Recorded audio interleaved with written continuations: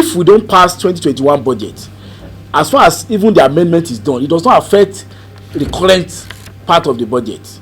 It does not affect salary and overhead. It will mean that the 2021 budget will of course take care of personnel from January, and of course concurrent implementation of the 2021 budget while we're implementing the unconcluded part of implementation. There's a difference when you talk of Appropriation Act. It's a law that stipulates the estimated revenue and expenditure of government over a period of time.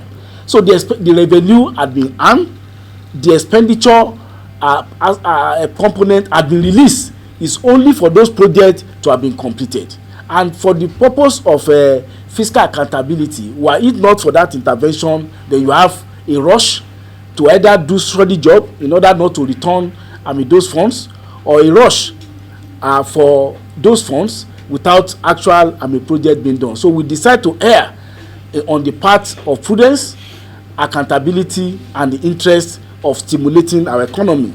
It would be disastrous if we already have funds out there to implement project, and because of the technicality of a tenure of Appropriation Act of January to December, we don't do so. So we have not departed anyway from our commitment to have a definite budget cycle. No additional kobo is being added to the 2020 budget, but funds that have been released.